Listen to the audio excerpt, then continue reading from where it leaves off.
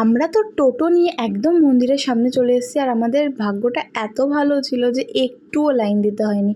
পুরো ফাঁকা ছিল, আমরা একদম গেটের সামনে নেমে ডিরেক্ট ঢুকে গেছি। সত্যি এরকম ভাবাই যায় না এখন যা ভিড় হয় বড় মার এখানে।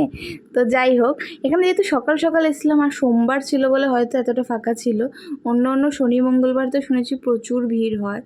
আর যাই হোক, এখানে আমরা সুন্দর করে সবাই মিলে চলে এসেছি। এটা তো আমার ফার্স্ট টাইম মন্দিরে আসা। আমি আগে বড়মা দেখেছি কালী পুজোর সময়, সেই রূপটাও যেন মায়ের খুব সুন্দর, কিন্তু মন্দিরে আমি কোনো দিনই আসিনি। তো এটা আমার জন্য কিন্তু ফার্স্ট টাইম ছিল। আর তোমরা দেখো, জাস্ট সামনে লাইনটা পুরো ফাঁকা ছিল, জাস্ট পুরো ফাঁকা।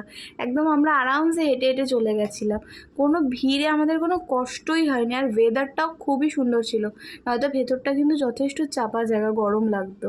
আর এইটুকু ভিড় তো থাকবেই, মায়ের কাছে এসছি এইটুকু কষ্ট করব না, তা কী করে হয়। যাই হোক, আমাদের সত্যি কোনো কষ্ট হয়নি পুজোটা দিতে, আর খুব সুন্দর করে আমরা পুজোটাও দিয়েছি।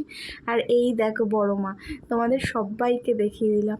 সত্যি মায়ের মুখটা এত সুন্দর, চোখের দিকে তাকালে মনে যেন তাকিয়েই থাকি তাকিয়েই থাকি।